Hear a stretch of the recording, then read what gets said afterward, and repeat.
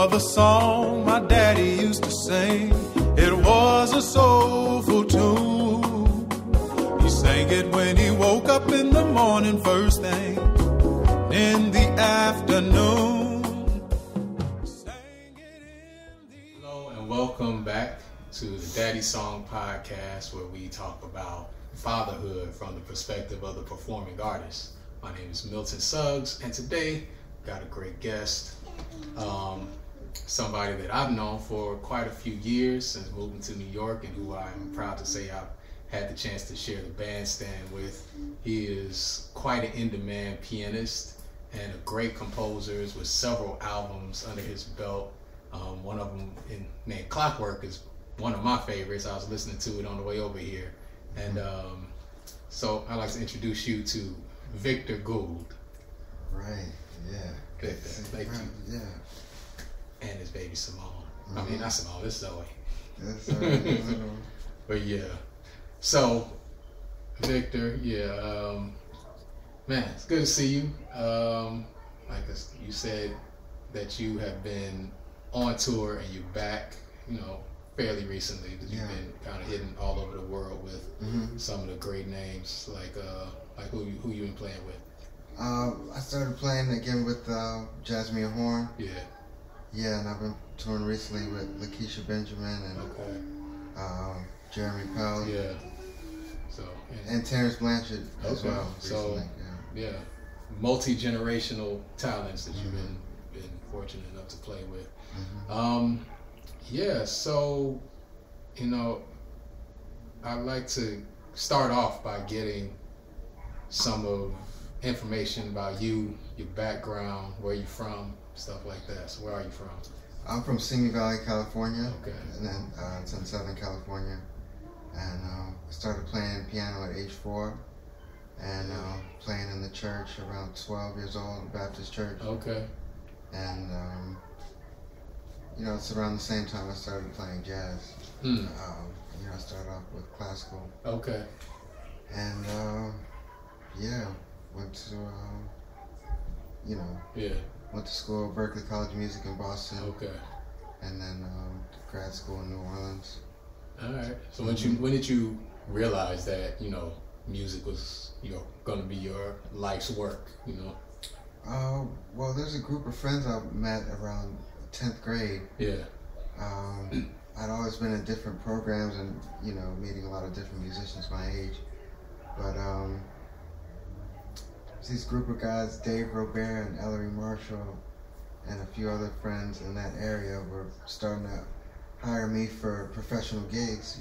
We were making some money, and that kind of inspired me to go to an art school for 11th grade instead of the regular public school I was at. Yeah. So I started commuting. It was about an hour commute to LA County High School for the Arts. Okay. And that's when I realized I wanted to pursue music. Okay. And so you moved to New York first. I mean, you did Boston, and then you went to New Orleans for the Thelonious Monk, now Herbie Hancock Institute. And then when did you make it to NYC? I moved to NYC in 2011. Okay. A year before me. Yeah. Oh, okay. I didn't know that. Yeah. Yeah. Actually, right after grad school, I was offered a position at a school in India. Okay. Chennai, India, in South India. So I was there for 9 weeks, and that was kind of the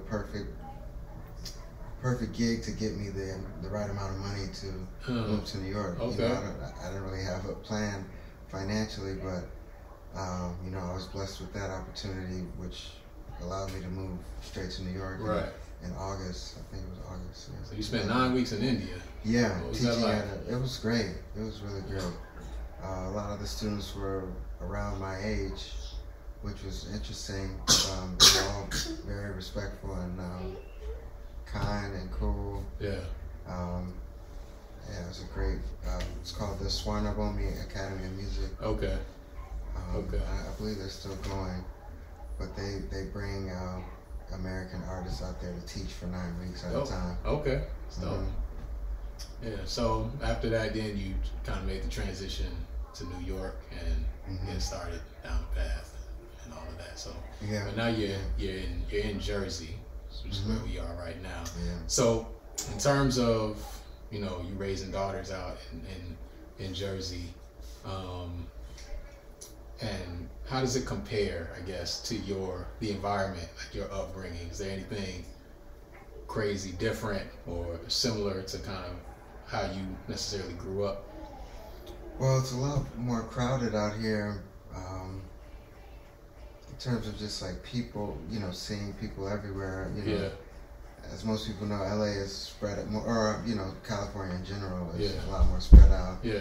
So that makes it seem safer, and I guess it is safer in a way where we were able to just walk to our friend's house when we were, 12 years old. Mm-hmm. I'm not so sure if I don't know. I've had that same conversation with a couple of other guests I've had on the show, and yeah, like, cause I grew up in Georgia, like I was 7, 6, 7, 8, right, riding my bike to my friend's house, right, and that seemed to be.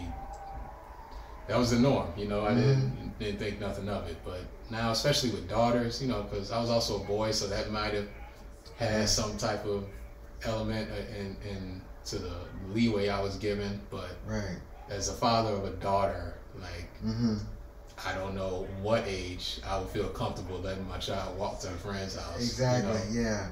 Yeah. I don't know if that's the area or just the times. Maybe I think it's a little bit of both. Uh-huh. It's just like the times for sure, because the news is ubiquitous. You hear all kinds of horror stories, and then it's also the area.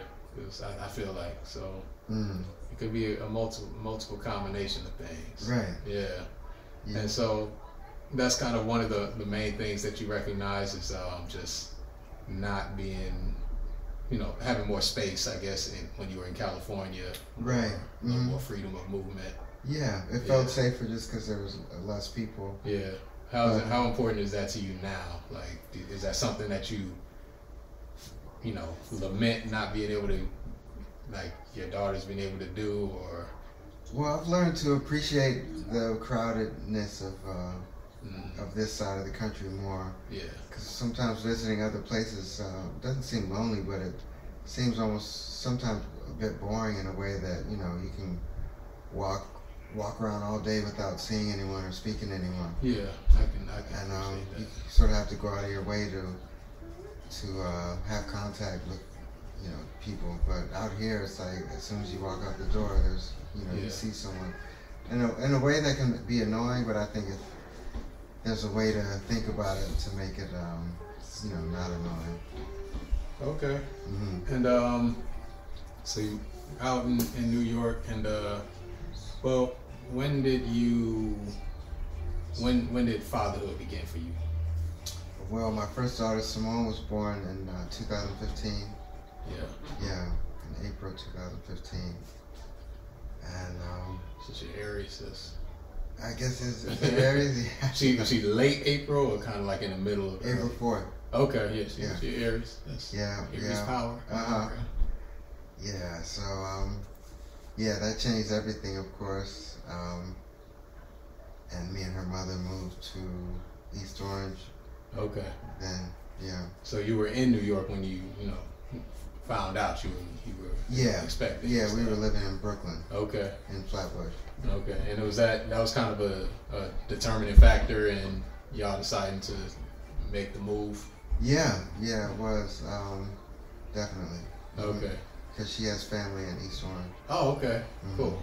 So. And everything is cheaper. Indeed, it is. Yeah. So and then you have your latest born COVID baby, right? Yeah, 2020. March 16th. Yeah. Our previous guest, Darian, his daughter was also born during the COVID, so I think September. So, okay. Yeah. Yeah. Zoe was born just a week after they declared the emergency. Wow. Okay. It's about a week, I think. Yeah, because March I think 7th it was like, or 8th. yeah, it's like March 13th or something like that when they started to shut everything down. Yeah, so the hospital was completely empty, or it seemed like it was, because they canceled all non-life-threatening surgeries and things like that. So, Yeah, it was really, it was kind of scary, but interesting, and just spending so much time with our new baby was it was really great. You know, lockdown was actually we enjoyed it with our new baby. Yeah, yeah. I imagine not having to be away or be too far from home. You know? Right. Yeah. So there's some pros and cons to that, but you know, focus on the goods. Okay. So you living in California, family life. You have siblings. You have big family, small family. What's that like? I have a younger sister. Okay. Oh, Victor Gould. Victor Gould, you know, your younger sister, excellent jazz singer and composer as well. So y'all get it honest. So love for y'all. Any music? Were y'all music kind of y'all the first musicians in your family, or is it? Well, my dad is a flautist. Okay. But yeah, he was never professional, but he had a huge record collection. And he actually just sent me all his huge record collection. I have it in the basement. I just have to buy a CD player now, but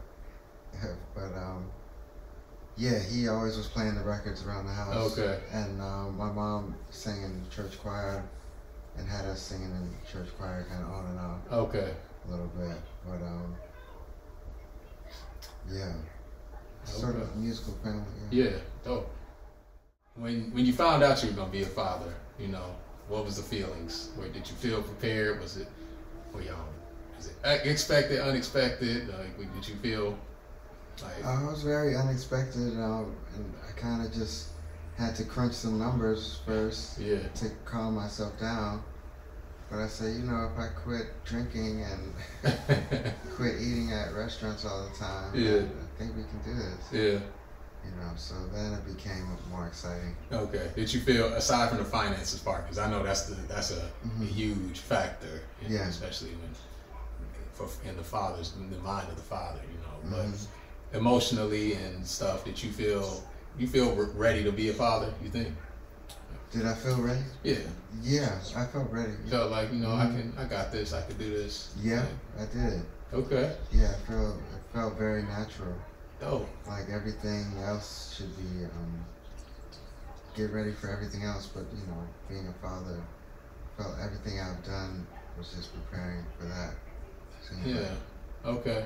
So secondary to everything else. Oh, that's beautiful. I've heard the opposite. You know, and I've heard kind of, I guess I was, you know, but I think you might be the first one I've heard say affirmative. Like, I felt ready. And so now that you've been a father for 7 years and, you know, going, almost eight years now. Oh, yes, you turned. Yeah. So now that you've been a father for 8 years, what were were your expectations met or exceeded? Was there anything that you expected about fatherhood that, you know, you found out, man, it's not like this? Or is there anything that you expected that was confirmed for you, you know? I expected it to be more of a, people act like it's a burden, but surprisingly it feels more like a privilege, you know? It's changed my life in such a positive way. Yeah. And yeah, that's a pleasant reality to it. Yeah. You know, there's been a lot of blessings that came my way, especially in terms of work. You know, it's not so much like people knew, it's not so much like people were trying to help me and they knew about the baby. Yeah. It's just more that like mysteriously all of this stuff just started coming to me. And that's what I'll say, that when I found out that I was going to be a father, I didn't feel prepared. So I wasn't like, I got this, I know I'm ready for it. But at the same time, it definitely requires, for me, like a shift. It requires a shift in your mentality and in your lifestyle, for sure. Right. But what I find that kind of speaks to what you were just saying is that, you know, things start to open up. I feel like, and one of the things that, you know, when I journal, I've noted to myself is that the blessings that I've had have come to me kind of to enable me to take care of my child. So it's like stuff that I never expected to get, or, you know, stuff just kind of comes when I need it. Right. And I feel like, you know, it's not necessarily for me. It's because I have a whole child that, you know, I'm committed to taking care of. So that's a huge part of it. Yeah. So yeah, that's interesting. Definitely, that's true, I think. Yeah, from all fathers, I always bring that up, and they always say, "Yeah, it's crazy, right? All this stuff started happening." Because you can get into that that fear mode of you know, how am I going to do this? Right. I don't, you know, and then that can, if you allow it, if you know don't access that faith side of you or whatever, that can send you into that, you know, pessimistic kind of mindset. But when you commit to the act of fatherhood, like really commit to it, you know, then the appropriate resources will come your way in order to, you know, to take care of it. Yeah. And I think some fathers don't give it a chance for that to happen because of the fear that may be associated, the fear of lack or whatever that may be associated with it. Right. But yeah, I feel that. Yeah, and I feel bad for people that miss the opportunity to take, or you know, that skip out on that opportunity to take care of a child. Yeah, absolutely. It's a huge, would have been a huge blessing for them. Yeah. Not just for the child. It's mutual. It definitely requires you have to kind of, I think a lot of it is, as well as we have a certain vision that we see our lives going. It can be hard to let go of the vision that we have for our life. Right. You know, especially when you get news that you're going to be a father now, and you have this, you feel like this vision, this plan has been disrupted. Right. You know, if you allow that, once the new path is presented to you, you have to take it and be all in. Right. And exactly. You got to let that other one go, and eventually, kind of your original vision. They meet up. Yeah, they meet up, or your new path is even greater than what you. Your previous path was going to be. So that's a great point. So in terms of your parents, you know, you say you have a father that's a flautist. Your mother had y'all in church and music, involved in music and stuff. In terms of, you know, your family experience, how has your family experience, whether it be your relationship with your parents, your mom, your dad, or your sister even, how has that affected or shaped your parenting? You know? Oh, well, how you approach parenting? Yeah, I guess we try to do better, but I'm you know, economically I'm trying to, my parents did a lot for us, you know. And I appreciate, you know, how we were middle class, but you know, it takes a lot to just be middle class in America. So I'm trying to make sure they had at least what me and my sister have. Make sure my daughters, but we're doing well too. And in terms of discipline, culture has evolved, of course, since we were kids. So you know, I do appreciate the fact that they were rough in certain ways, but they were also very loving in a lot of ways. So, you know, me and my sister got whoopings as kids, but I would never whoop my daughters. I find that you're pretty gentle with your daughters. I hope it's not at a you know, I hope it's not wrong. I don't think so. But, I mean, you know, because you're not. I don't see you as being, the time that I spent with you around your kids, you don't seem to just be like a pushover or whatever. And in some, you know, in some instances, I could probably be a pushover with my daughter. I do try to also have a disciplinary spirit about me when it's needed as well. Right. But yeah, I can see that, and you know, I definitely am. Maybe you know, I do things a little differently than what my parents did. So kind of the same. What is there anything in particular other than, you know, maybe discipline? So you don't employ corporal punishment with your children, which, you know, is understandable, and that's a very difficult thing to do. You know, but anything else that you kind of anything else that you said, okay, my parents did this, I want to bring this into my household, or my parents did this, I think I'm gonna let that go. And, okay. You know, anything else? Taking the girls to church, I should do that more, but that's something that my parents did. Okay. That I try to incorporate. That I'm, you know, trying to do more than before. And home cooked meals was something I always had, and both my parents are very excellent cooks, so it's always been important to me to cook for the girls. Yeah. And cook healthy foods and trying different recipes and things like that. And also teaching them how to cook. Both of them are pretty good chefs themselves. So both of the girls are. So yeah, those are two things I can think of. Okay. And of course music, having music playing around the house and also teaching them music.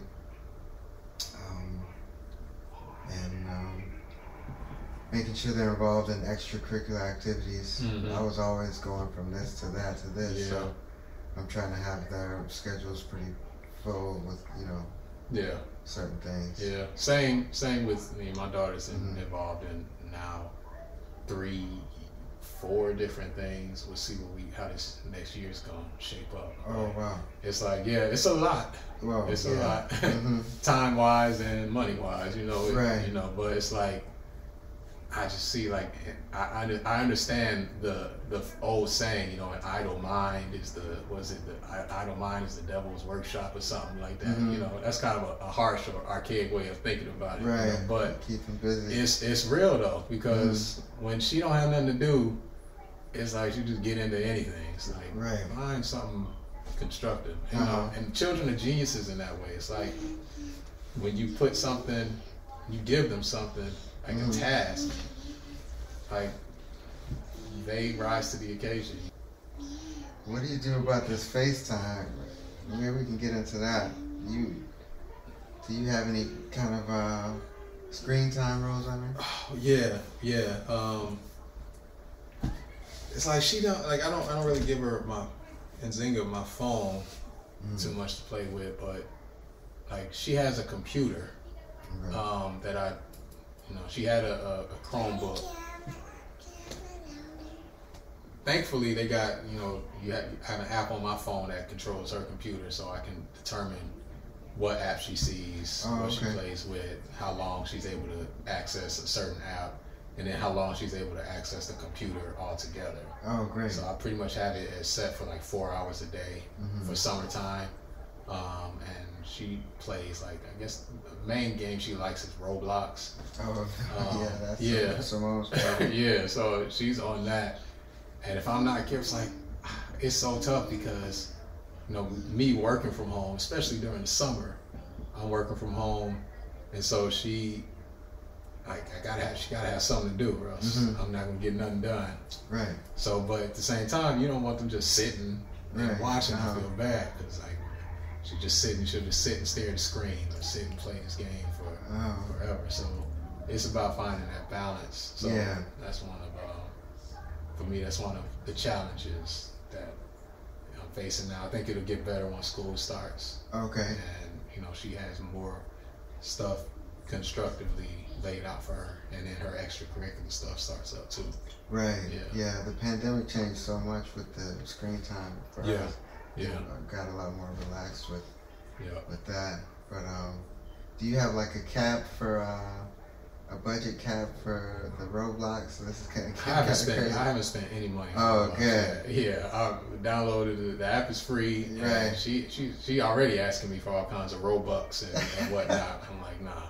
Simone kind of calmed down on that, but she used to be able to get me saying like, "Oh, my friend has the new Tesla on Roblox." And, all right. Well, see, I didn't $2. I haven't even investigated. I've looked at Roblox a little bit in terms of like what is on there, so I haven't investigated it to that extent to where I know all the features inside and out. But they got like, it's almost because it's this virtual world basically, and you can use Robux to acquire certain different. That's what I'm gathering. Like you said, she asked for a Tesla on Yeah, Roblox. Roblox. So it's like, it's almost, that sounds a lot like conditioning in a negative way, like this materialistic conditioning that I don't even want to get involved. I'm like, look, you can play the game, but don't expect me to spend money on this game so you can have some other virtual experience, you know, play the game, like, and you can do just fine. Exactly. So I may delete that. No, I'm not gonna delete it. I'm gonna let her do her thing. I limit it to like an hour, I think, a day. Because since she has other apps on that computer, like there's Khan Academy where she can practice math skills and stuff like that. There's musictheory.net where she can do ear training on there as well. There's code.org. She can practice coding. Whoa, I gotta get this. Yeah. So it's just like a Chromebook. You think it's been working on coding? Yeah. I started working on her with that for like earlier this year, last year. So she puts time into that. And so an hour on Roblox max, and then if she wants to be on her computer, but she has to take a break from screen time like after an hour, so I can't just let her stare. So she got to read books, like open up books and read books. But then she can do Roblox for an hour, but then she has to pivot to something else, whether it's some math lessons or math games or her coding courses or something like that. Oh, okay. That's good. That's that. Yeah. That sounds so good. What as far as other challenges to fatherhood, what are some of the other challenges that you may experience as a father, and that being a musician and a father has presented you? Really touring is the hardest thing. Yeah. And it's something I've tried to, I've kept it very limited. Yeah. At a certain point, I wanted to do more, and then I got to do more, and began to be too much. So, but I'm very surprised at how well they take it. Yeah. Because it's like now, when their mother's away now, they haven't really said, "Where's mommy? Where's mommy?" Okay. Surprisingly. And thank God for FaceTime when I'm away. Yeah. So I'm able to FaceTime them and experience certain things with them even while I'm away. So what's the longest that you've had to kind of be gone? I've done one 3-week tour. That's the longest. Okay, that's not. So that's not bad. But yeah, really touring is the biggest challenge. And if I can eventually do even less than I'm doing now, would be great. But I'm gone no more than a week every month, I would say. Okay. And I think that's going to be the most I've been touring. I'm looking for a college position, and I'll be doing mostly touring as a leader in the coming years. Okay. The next couple of years. How much have you toured as a leader? I did a tour in Japan, and then that was like 10 days in 2019. And then I did, and then like a few spot things. Okay. But that Japan thing was the only tour. Lay down right here. You getting sleepy? Okay. Yeah, that Japan thing was my only tour. So I'm working on doing some more things. Cool. Soon. Cool. And in terms of, do you feel like being a father has had a substantial or any type of impact on you as an artist necessarily? Like the art that you make, how you write, what you compose, like how you conduct yourself as an artist, has being a father shaped that, and how so? Well, yeah, maybe in compositionally, maybe it's affected me in like a lot more subliminal ways, so I wouldn't be able to tell. But in terms of the way I perform, since Simone has been born, I feel a lot more focused and dedicated to getting better, and how, being more organized in terms of improving. Yeah. So I think ever since she was born, I've been just a lot more focused and better. Okay, yeah, I can see that. For me, because a lot of my writing is also lyrical as well, like in terms of words and stuff. Yeah, there's been definitely a shift in kind of the content. You know, it's opened up different areas to write about. You know, how I think about writing. So I can see instrumentally too. You know, changes in your personality. Right. Is there been any especially being a father to girls, to daughters, being a girl dad? Oh yeah, that's definitely changed my personality in the terms of I used to take a lot. Well, it might be in the opposite way that you're implying by saying girl dad, but I used to be able to take a lot more mess from like my colleagues and mentors. You know, sometimes there can be almost something feels more like bullying sometimes. Okay. When you're freelancing and you just want to get along with everybody. But something about after becoming a father, I never even had those situations again because people already can sense something about you that you're not going to be taking like any kind of mistreatment. I'd have to kind of say, do you know what I mean? Or? I think I know what you mean. Yeah. Like, so you feel like before you had a child, you felt like there was maybe a certain lack of respect in terms of how you were treated by people that hired you, or just in general on the scene? Well, I think in the jazz community, there's a sense of, the rising star, or that you're not seasoned until you're this age or that age. Well, I mean, it might not be that, but in New York, it seems like 20, when you're 25, 26, you're still a kid. Yeah. Sometimes people still treat you like a kid. So in terms of like the older musicians that you worked with, there was maybe, yeah, not as much, but when you became a father, that kind of changed. Yeah, they automatically shifted too, and okay. So I never had to really bump heads with anyone, but kind of just people gained respect for me, or maybe the way I carried myself was different. It could be a little bit of both. It could be that too. Because I realized I started to realize I was inviting some of that bullying by just seeking approval. Okay. Seeking validation. Seeking validation, yeah. People. Okay. And fishing for compliments and stuff. Oh, okay. People start bullying, messing with you, But after my daughters were born, it's like, all right, let's just go. I'm not a student. People always say I'm forever a student of the music. That's a good mentality to have, like when you're by yourself. But when in a professional setting, yeah, you can't be too humble, oh, I'm just this, I'm just that. Yeah. Gotta kind of just let people feel comfortable around that. Let them know that you have things taken care of. You know? You know what you're doing. That's what you have to do as a father too. Yeah. But yeah, can you relate to that? I can relate to that in terms of how I carry myself. And it's not like a light switch. Like, okay, my daughter's born and now I'm this and I'm out in the world. Like the Terminator or whatever. But there is for me is a gradual shift, and it's purposeful because you start to realize, I think, being a father exposes you to your shortcomings in certain ways. And for me, it's like I started to realize there's certain things I want to work on. Even this podcast is an endeavor in that, in communication and being able to speak to people in a more effective way.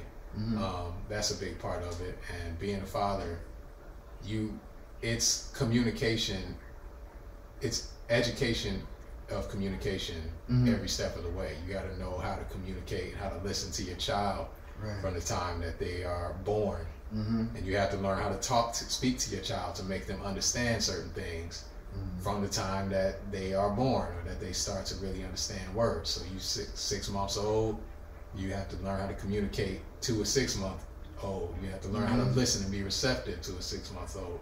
You have to learn how to speak to the other parent, your co-parent, and how to effectively manage what needs to happen, And then as the child grows older, 2 years old, 3 years old, your communication level has to evolve to accommodate that. Right. And now you got a 7-year-old or 8-year-old. I got a 7-year-old, about to be 8. I have to communicate with her in a whole different type of way. Right. When she does something wrong, I have to be able to speak to her in a more direct type of way that she can understand and understand the gravity or the seriousness of a situation. Right. And that's gonna keep going on until she's, until she's away from home or whatever, like having to speak to her differently. And so I think growing in the ability to communicate it's made me more intentional about communication, and how I communicate with other people and understanding the importance of communication. And that includes, standing up for yourself or communicating your expectations in a professional situation or whatever the case may be. Yeah, that is interesting. Talking, progressing the way you communicate throughout as they get older. And Simone being 8, I'm realizing the way I deal with her, like you said, I should be dealing with everyone this way, especially strangers or people. The way I deal with conflicts with my daughters, starting to realize I should be gentle with everyone, especially if you just any human being. It's a lot easier. Yeah. In general. It definitely, I don't know if I use the word gentle necessarily, because sometimes you can't be gentle with,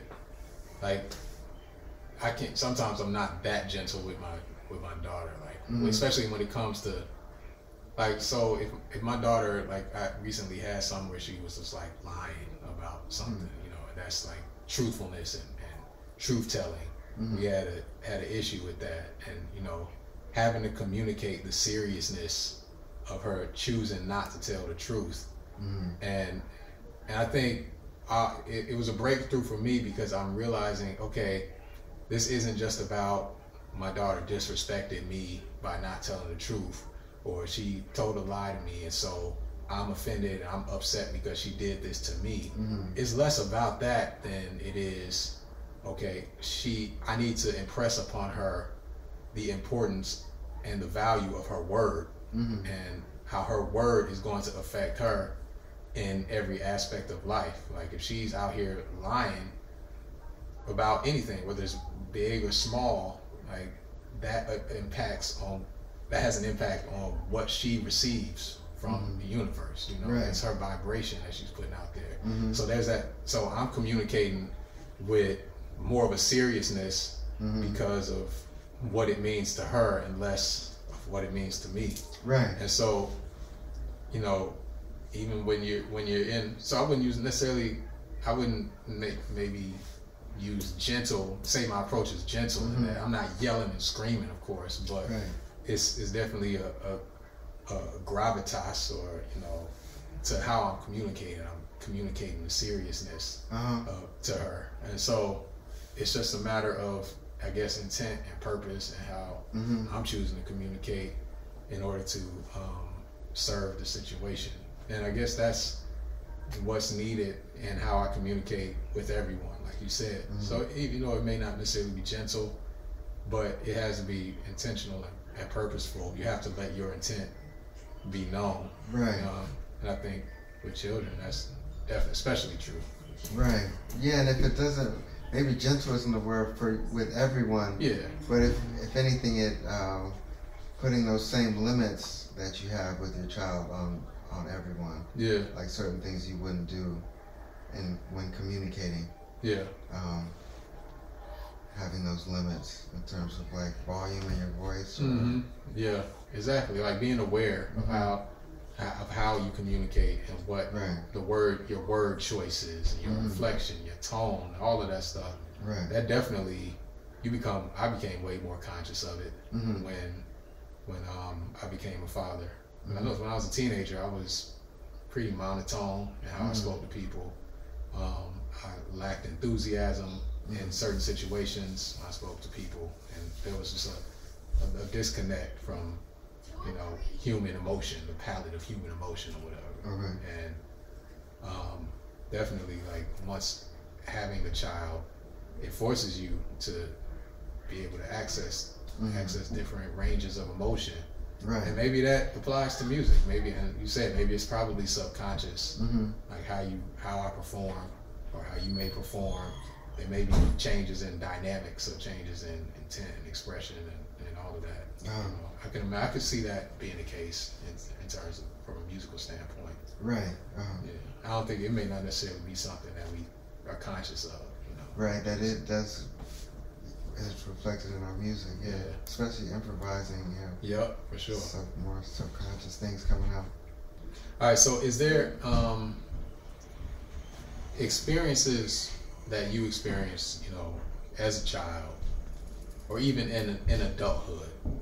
Is there anything that stands out that you take as a lesson on how you want to parent? Like, this happened to me as a child, and so I know that when I become a parent, this is the way I want to do things. Or I'm not going to do this when I'm a parent because such and such happened when I was a child, or even as an adult. Well, something that sticks out to me is I remember my parents were very encouraging, you know, in terms of even just starting piano and you're playing something that's not really that good, but they're always like, wow. Anything I was doing, they were so impressed. Whether it was basketball, soccer, or I'm last place, they're still very encouraging, and still to this day, everything I do is like, wow, cool, wow. And it's such a great feeling. It's such a, so, you know, I really try to make sure I'm like that with my girls. Yeah. I think it helps a lot. If not for progressing in something, just for the experience of life, to just be like, good job, you know. Because the fact that anyone's doing anything, it's like, you can honestly say, good job, you know, we're doing stuff. That's good. Yeah. So it's not like a patronizing thing. It's really a sincerely impressed to watch my daughters grow up and get smarter and stronger and better at things. So I can sincerely say, wow, you're amazing. Yeah. Because they are. That's a good point. And I see the patience factor also comes in too. Yeah. Because, you know, she'd have handed you this phone about 10 times to get a new app on there. So you have to have a high tolerance for repetitive behaviors. You know? I've always been pretty patient. Yeah. So pretty chill and patient. Yeah. All right. So, man, this is a good conversation. Definitely learned a lot. I want to get to know like what you got going on. What's next for you down the line? You know, what you got coming up? I'm working on an album now with the same. This is my third album with this label, Blue Room Music. Okay. And this album, I'm featuring 3 different bands. One of the bands is Buster Williams and Carl Allen. It's all a trio. And then the other band was Sensei Archer and Marcus Gilmore. Okay. And then Mark Whitfield Jr. and Tamir Schmerling. Okay. I just played with him on Friday. Oh, yeah. He's amazing, right? Yeah, man. I think I saw you guys together. Did you guys just play at Smoke together? Okay. That was my first gig with him on Friday. Oh, okay.